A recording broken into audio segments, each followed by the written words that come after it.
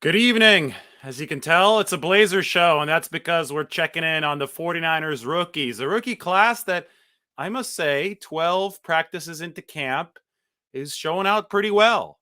And we're going to go one by one through all of these guys. I know there have been a ton of questions about Drake Jackson. Samuel Womack is a name that people have started talking about a lot more lately for good reason.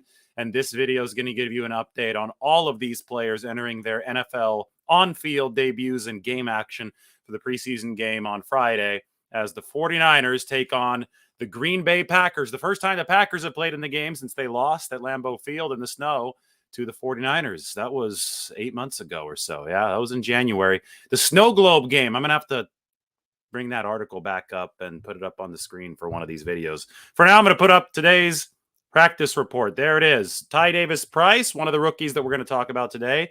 Trey Sermon, second-year man that maybe we could talk about today as well. Pop pads in a grueling 83-play session. This is my big recap from practice today. If you want to check it out, the link is now in the chat section. Just sent that sucker over there. I'll pin it up in the comments section as well. But we're going to go through all of the 49ers rookies today. Every single last one of them that's currently on the roster. They actually waived Leon O'Neal Jr., the safety from Texas A&M, with an injury designation today. So he's currently not on the team. So we will wait to see what happens in the case of Leon O'Neal Jr. I know he was a little bit of a niche fan favorite, but the 49ers did need to add another cornerback, and they did so through Ken Crawley, veteran corner, played for the Saints. He's now with the 49ers, took Leon O'Neal Jr.'s old jersey, number 14. But we're here to talk about rookies right now. So we're not going to talk about Ken Crawley, a veteran who's been in the league since 2016. We're going to talk about everybody from Drake Jackson, number 61 overall pick in this most recent draft, to Mr. Irrelevant Brock Purdy, the very final pick of this 2022 draft, number 262, to some of the 49ers undrafted free agents. So let's go one by one. Drake Jackson first. And, I don't have to keep that article up there forever. So we'll make this screen wide again. Drake Jackson, USC, edge rusher, 270 pounds. The 49ers now. 4 letters. B-E-N and D, bend. This guy, he's got freakish bend. I wouldn't, go and say that Drake Jackson is the twitchiest player. He's obviously got twitch. He's obviously capable of being an edge rusher in the wide 9. The 49ers wouldn't have drafted him if they didn't feel that he had the talent to do that. But just in watching him go through drills at 49ers practice, to me, it's phenomenal how low he could bend to the ground, yet still stay in control of his body. And, you talk about moldable clay for Kyle Shanahan with Trey Lance. I think that Drake Jackson is moldable clay for Chris Kasarik along that defensive line. And I talked to Charles Omenihu today, and I'm going to write a piece about Charles Omenihu tomorrow. Should be up on The Athletic by Friday. Remember Omenihu's physically really gifted, the 6'6", 270-pound defensive end the 49ers acquired from the Texans last year, who really turned it up toward the end of last season. Well, he was just telling me about how much he's learned from Chris Kasarik, how, with the Texans, he was just rushing based on athleticism, nothing else. And Kasarik has taught him about angles. He's taught him about landmarks. Every, hand position, anything that you could think of that's a nuance that can give you an edge. Chris Kasarik has taught Charles Omenihu. Well, Chris Kasarik has also inherited. The reason I talk about Omenihu right now is that I feel that inheriting Drake Jackson is a similar case study as Charles Omenihu, because Drake Jackson, another supremely athletically gifted guy that has been playing in a former program, not at the NFL level, but at USC, that didn't fully realize his pass rushing assets, right? They had him at outside linebacker, for Christ's sake. He was out there in coverage for USC. So Drake Jackson is now putting that bend, putting that athleticism to use with the 49ers at the edge rushing position. He's gotten some snaps with the ones, mainly with the twos. He's won his share of pass rushes, but you could tell that he's grinding through training camp right now. And one of the benefits that Drake Jackson should have as this season progresses is that he should have the benefit of fresh legs, because the 49ers aren't rushing 4 deep, 5 deep, 6 deep. They're going to be rushing 8 or 9 deep during these games. You could only have 9, I think, defensive linemen total up during a game, probably only 8. But a lot of teams just don't have 8 playable guys, right? A lot of teams have like 2 or 3 playable guys on the defensive line. And then you bring a rookie in somebody like Drake Jackson into one of those teams that's not very good, and he has to play 1,000+ snaps. I mean, just look back at the 2016 49ers, who sucked, right? They weren't any good. That was DeForest Buckner's rookie season. He played 1,004 snaps his rookie season.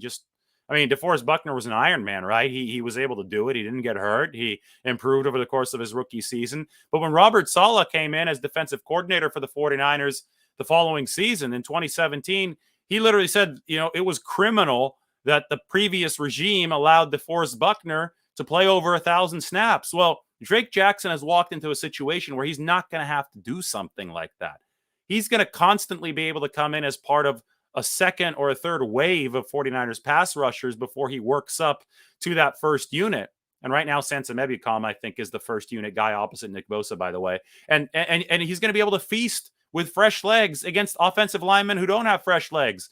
And when you talk about launching a career into the stratosphere early on for a player who has got a lot of athletic tools but hasn't been at that pure pass rushing position for a couple seasons because he was playing out of position at USC, well, you want to talk about confidence. You want to see some success. Sometimes getting that first sack is all that it takes for the rest of the dominoes to fall into place. And then he says, "Oh, I get it. I'm hungry for more quarterback sacks right now." And all the hand placement, all the nuances that Chris Kacerek teaches come into place. And I think that that's something that probably will be the development curve for Drake Jackson, because I've been impressed with athleticism in practice. I think he's done some nice things. I think he's gotten blocked. I think he's learning as it goes, because this is a chess match at the NFL level. But I think the real growth is going to start happening once he starts getting the quarterback.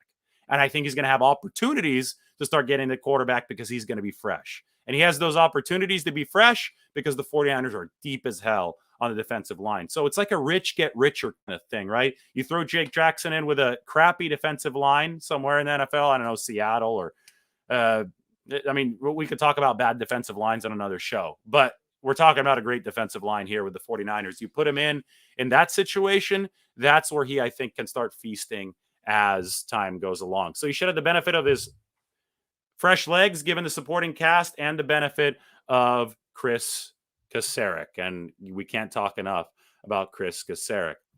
Ty Davis Price, let's move on to the third round now. Friday's a big day, which is why I wrote about Ty Davis Price today on The Athletic. There you go. Those of you just joining, again, I'm putting it up in the chat section so you could follow along. Davis Price is a 220-pounder. He's running hard. I hear those pads popping out there. But I call it thud and hug right now at the 49ers practice, because there's thudding going on. Davis Price is popping the pads, but then the linebacker just hugs him. It doesn't take him down to the ground. Well, what's the point of that? I can't tell you if Ty Davis Price is going to be a bull in a china shop or if he's just going to fall over at first contact until I actually see him try to break a tackle. And that's why Friday is such a big day for Ty Davis Price. And he recognized it. He said this: "I'm so excited to go out there and show what I'm about. I'm eager about that. I might not get any sleep the night before, but I'm all right." So just hold your breath. That's Ty Davis Price on Friday. We get to see what this guy's all about. He has looked good in pass protection, I will say that, and I think that's going to earn him an early load of playing time for these 2022 49ers. But until then, I'm not going to sell you snake oil. I'm not going to pretend to know more than I do. For these running backs, we really need to see them break some tackles. I mean, there's conflicting reports online about who looked good, who looked bad at 49ers practice. It's because people don't know. They don't have a clue, right? It's okay to sit back and say, we need to wait for these running back evaluations. And Friday is going to be a good day to start doing that when the 49ers play some live action, live tackling football against the Green Bay Packers. Moving on, other third round pick for the 49ers, Danny Gray. Oh boy, this guy's fast. And God, the releases are so impressive, but he glides. Now, Kyle Shanahan, we know that he likes to take a receiver, usually a rookie, and just pick on him, right? And just, coach him to death. It was Brandon Ayuk last year, and Ayuk is kind of joking, kind of not, that it's Danny Gray this year. So to me, I think that we're going to see a good, just a blockbuster second half of the season from Danny Gray. If he's going to emerge in his rookie year, it's going to be in the back half, because I think that he's learning how to practice. He's learning how to drill. I mean, he's made plays in practice. He continues to make plays in practice. But it'll probably take a while for the 49ers offense to evolve to the level where they're truly using that below the top off the defense deep threat. very consistently because the line is going to have to gel. Trey Lance is going to have to get comfortable in his own shoes. So if I had to project Danny Gray for this season, I would really invest some stock in him early on to see that stock soar in the second half of the year because he has gotten behind a defense so many times at training camp. I mean, so many times at training camp. Sometimes the QBs miss him. Sometimes they hit him. Purdy's hit him for a deep touchdown, I believe. Sudfeld's hit him for a deep touchdown. Lance has definitely hit him on some crossers. He's hit him in one-on-one. Gray is the deep threat that the 49ers tried to have last year, but kind of skimped on because they went through Travis Benjamin instead, and he caught only one pass in 20 games. It wasn't it for the 49ers last year. So Gray adds a different dimension to this offense, and I think that Kyle Shanahan is really, really excited about the speed. I mean, he hasn't had this type of speed since Marquise Goodwin, and Gray's a better football player than Marquise Goodwin. He's got better hands than Marquise Goodwin did. So it's a big deal for the 49ers to have somebody who can get the safeties backpedaling because it opens up underneath stuff, right? If you get the safeties on their heels just at the point of snap, you're more likely to be able to throw, some tunnel screens, just the short game. The short game in general will have a yard or two more to operate, gives Debo more of a head of steam to take on would-be tacklers. All right, now we move on to the 4th-round pick, the guy who's really shining, Spencer Burford. I wrote this, and it came out this morning, so why don't I put this in the chat section? I already did a video about this, but we're going to talk about this one. We have a question about Gray. Is Gray faster than Ayuk? Yes, I think he's faster than Ayuk. Gray's pure speed. Ayuk's got a little bit more quickness. Ayuk is strong, too. He's stronger than Gray. He's been in an NFL weight room now for a couple of years, but I do think that Gray is faster than Ayuk. All right, on to Spencer Burford. Let's get him up on the screen. There you go. He is, in all likelihood, I think at this point, you're starting right guard on day one. I think that's the way this is headed. 12 practices total, 12 practices of Spencer Burford as the first-string right guard for the 49ers. He hasn't taken a single second-team rep here in training camp. I mean, this is turning into, something that's really eye-opening. So check out the article. It's, linked there in the chat section. I wrote about the 49ers trying to raise the ceiling at right guard because that was the weakness last year with Daniel Brunskill. I'm a big Daniel Brunskill proponent, but I think that his spots are, he could be a swing tackle. He could play center for you. He's a former college tight end. He wasn't built to be an interior offensive lineman in the NFL. And I think that's how it's played out. And the 49ers are trying to raise the ceiling at that guard position. And, Scott McLuhan told Matt Barrows, that's the former 49ers GM who built some of those Harbaugh teams, before Balky, obviously, came into the door. But McLuhan said that he thought that Burford was a second-round type of talent. And he's playing like it. People said that he was a little weak with the anchor. I didn't see that on his college tape. I don't see it out on the field right now. He loses his share of one-on-ones, but he also wins a ton of them. And he's been rigid in pass protection over the last couple of days, especially. So Spencer Burford is coming along for the 49ers. Thank you so much. Please do check out the article that is endorsed by K. Dubsville. Thank you. I appreciate that. Is Gray faster than Mostert was? I won't give anybody Mostert's title until they actually have a GPS tracker and it says they went over 23.1 miles per hour. That was Mostert's speed against the Jets on that 80-yarder to open the game. I think it was 23.1. Fastest speed ever tracked by those, I believe, at the NFL level. Mostert has that title until it's taken from him. So we can't say that Gray is faster than Mostert until we see it. I can't wait to watch Mostert play in Miami. I hope he stays healthy this season. All right, good questions, though. Let's move on. Spencer Burford, legitimacy grows on a daily basis. All right, now we move on to Samuel Womack. Oh, boy, this is fun. So Samuel Womack, I mean, this is one of this rookie class is good, right? I mean, these guys are performing. They deserve the blazer. I'm not going to be in a hoodie for this stuff. This is blazer stuff. Womack, wingspan. W in Womack stands for wingspan. His wingspan is essentially the same length as Richard Sherman's. He's only 5'9". If you had to go into a lab and build a prototypical nickel cornerback, you'd make him short so he's agile, so you can move around and be shifty against those slot receivers who are also shifty in close quarters. But you'd make his arms long even while he's short, so that way he can knock away passes, get in throwing lanes. And you'd also make him really fast, right? So that he could, keep up with guys potentially on the outside if there's any formational shifts or if he has to sprint downfield. And you'd also make him smart. You'd make him smart because you got to make a ton of reads at that nickelback position. There's a lot that could happen, and a lot will happen at that snap. And you have to be able to read and react quickly. So you have to know your playbook. You have to, be able to kind of vibe with the rest of the defense. It is not an easy position. So if you had to design a player in a lab, you'd have all four of those things. Well, let's go through the checklist. Womack has the long arms. He has the 5'9" height, so he has agility, good three-cone agility, right? He's got 4.4 speed. And based on everything that I've gathered about this guy, he is smart. I mean, Darqueze Dennard is smart, right? He's the 49ers' top nickel back.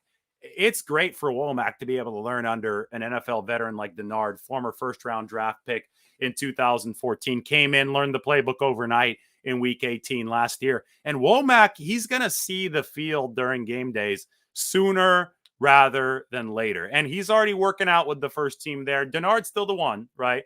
But Womack got some time today with some outside corners hurt. They slotted Womack in there on the inside. It's 2 straight days now. He's broken up a Trey Lance pass intended for Jawan Jennings in the end zone using those long arms. I mean, it's fun to watch. DJ Reed has always been my comp from like a physical trait perspective. DJ, I think, ran a 4.5 40. Womack's a bit faster at 4.4, but long arms, 5'9". But Womack is smoother than DJ Reed.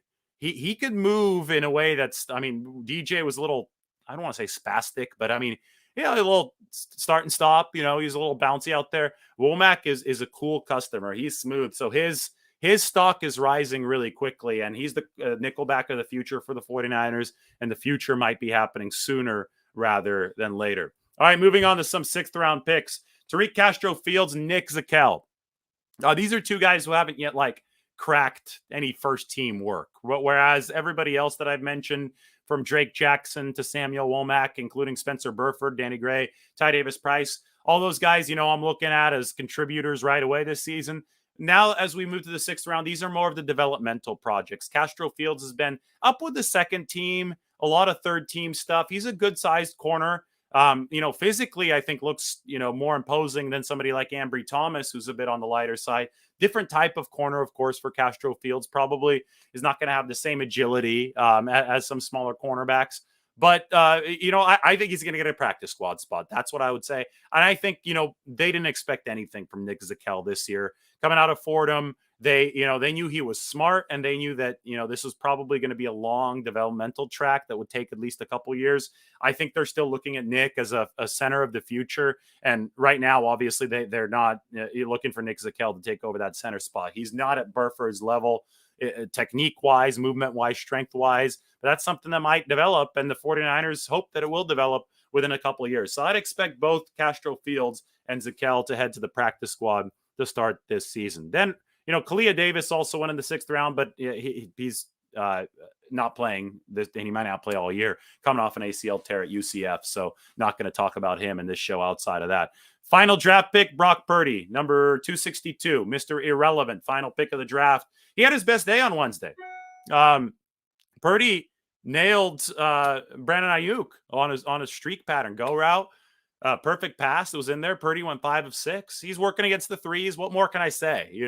Brock Purdy, we know the physical limitations, but he's throwing more and more accurately as practice goes along. You could tell he's learning the offense.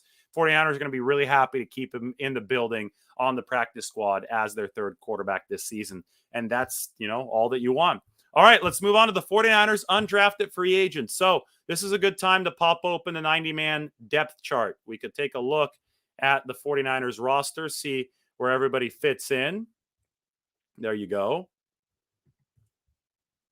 So blue means it's a rookie. So the guys that I have projected to make the 53 are highlighted in blue here on the left side of the dividing vertical line. Ty Davis-Price at running back, Danny Gray receiver, Burford at right guard, Drake Jackson at defensive end, and Samuel Womack in the secondary. That is 5 rookies that I expect to make the 53-man roster. The rest I expect to be on the practice squad bubble. So I've already talked about Castro-Fields.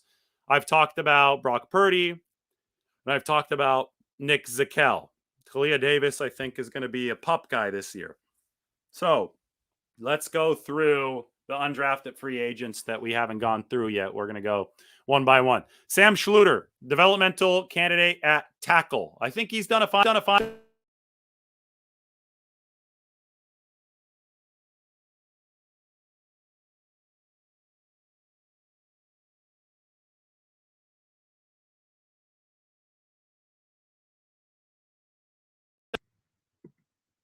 Let's see. I want to get the good mic back on. Give me just 1 second here. I think my internal mic is working, but not the good one. I hate when it, give it one shot here. I don't want to unplug my camera. All right. Sound is, but I don't think it's the good mic. Yeah, we're back to the Yeti. Good. See, that's a lot more crisp. All right, good. I don't know how long it went down, but hopefully not for too long because I was looking at the roster and not the screen that let me know that the mic was down. So here we go. Good to go now. Let's get onto the 49ers undrafted free agents. And then I want to go to In-N-Out Burger because I haven't eaten dinner yet. This is what I do for you guys. I forego dinner to talk football. But Sam Schluter out of Minnesota, tackle. The practice squad of 16 players big. I don't know exactly what the 49ers are thinking about Schluter right now. I don't think he's been terrible as a second, third team tackle. And if they see developmental ability in his future, they'll put him on that practice squad because tackle is a valuable position. I want to open up the roster again for you here so you could follow along. So right here, I'm on Schluter, practice squad bubble. I talked about Zakel. Donovan West, he's played third team center for the 49ers. I think moving into the future, they're going to want a center of the future. So I wouldn't be surprised if they brought him on the practice squad. Then you have the case of Jason Poe. And Jason Poe is, out of all these undrafted guys, boy, I think he's the most intriguing. And this is one where you're like, is he going to find his way to scrap and claw onto the 53-man roster? Because that's what his college coach promised me would happen. And I'm not sitting here doubting Jason Poe. I don't think I ever did, based on the reviews, the people that knew him when I researched him coming out of the draft. But, I've talked about this a lot. Shortest lineman in football, right? 6 feet, 6'1" on a good day. He's built like a bowling ball. It's kind of crazy just to see him standing next to McGlinchey, for example, who's like 6'8", right? So the arms naturally aren't as long since he's shorter. You think you need long arms, right, to keep the pass rushers at bay in the NFL. But somehow, some way, Poe just keeps on making it work. He wins a lot of one-on-ones. I think he's got a comparative advantage. I think a lot of guys aren't used to the fact that he's shorter. So I think that compact strength, real athleticism you get from point A to point B and established leverage. I mean, this is all it's all good football 101 stuff. I mean, he plays textbook. He uses what he has. He uses his assets, and he goes out there and kicks people's asses. I mean, Jason Poe, yes, he's not played for the first team yet.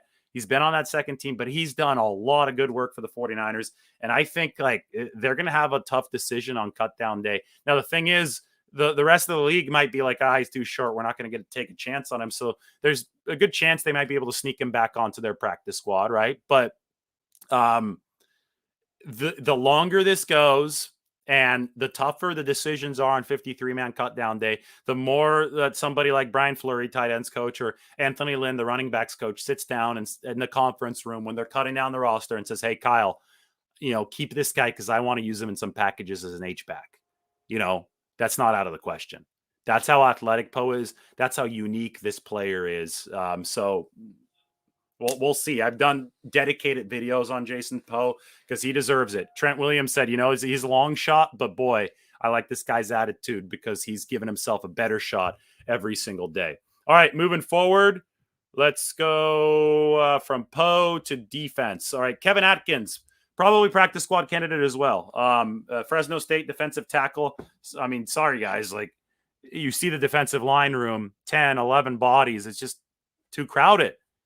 It's like Atkins is going to make a lot of football teams in the NFL that aren't the 49ers. But with the 49ers, he has a chance to get coached up with Chris Kasarik. So might be worth it to be on the practice squad, just like his former Fresno State teammate, Josh Hokett, fullback, who's been on the practice squad for a couple seasons. Linebacker is really, really cool because you could tell the 49ers are making future plans at the linebacker position. It's all about Warner, Greenlaw, Shire this year.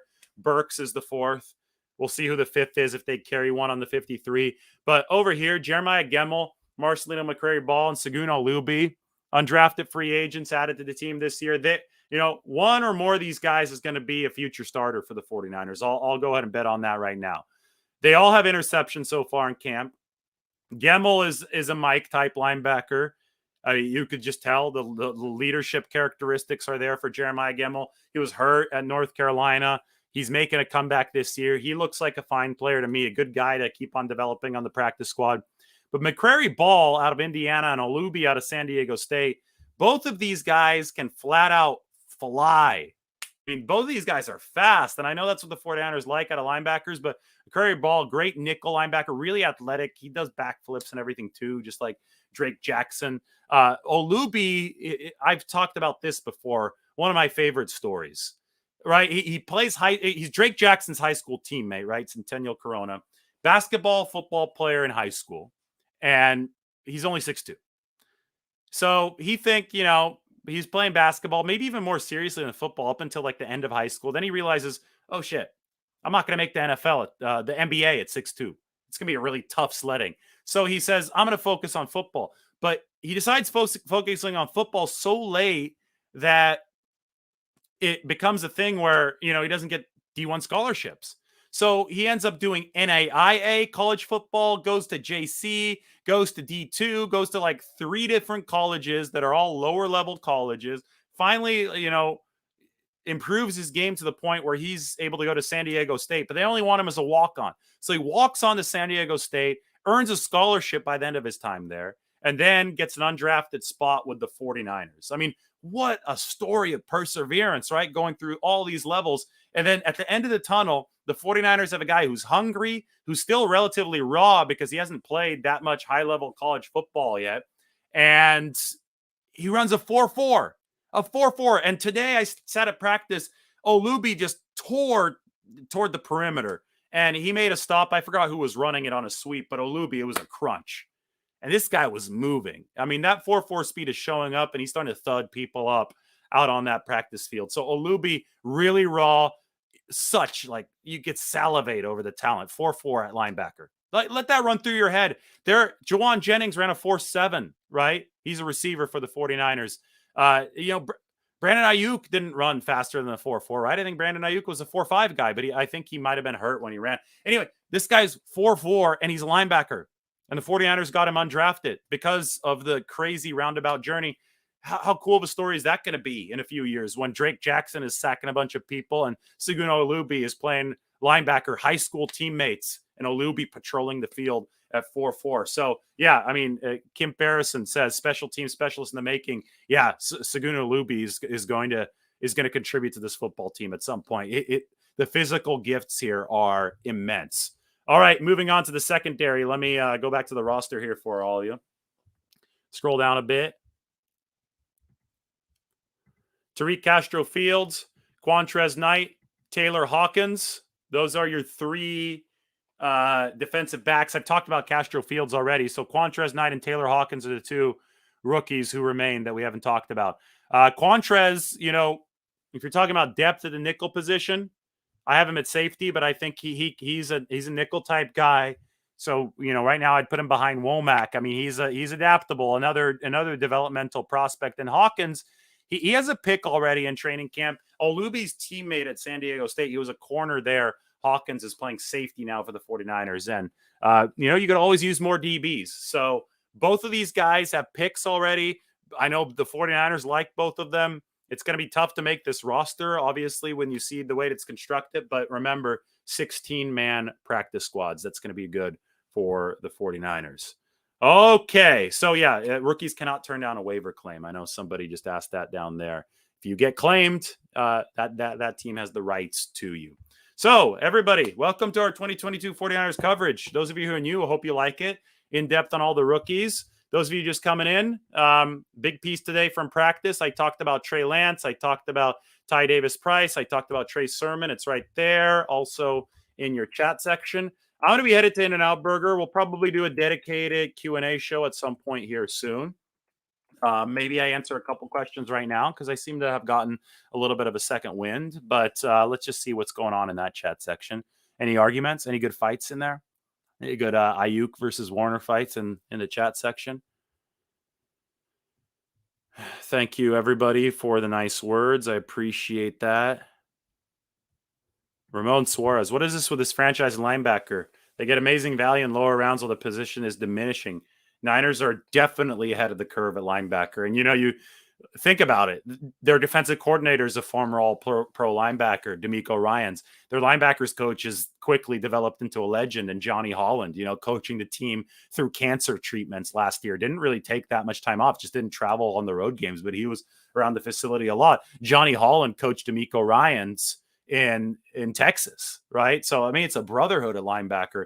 And between Fred and Dre and Aziz, I mean, you've got 3 studs there. So, it goes back to development, and they have a good system at linebacker. I think that's a great point. The to go in and out, or the go-to in and out order, it's not to go, it's for there. I like eating for there. Double, protein style, no onions, French fries, vanilla shake. Well, I love the protein style. I think it just keeps you feeling nice and refreshed. I love the lettuce instead of the bun there at In-N-Out. Better like juiciness ratio too. The bun kind of soaks it up a little bit too much for me. I'm a big protein style enthusiast. How did Lance perform in practice today? Thought it was middling today. 10 to 20 were the final numbers.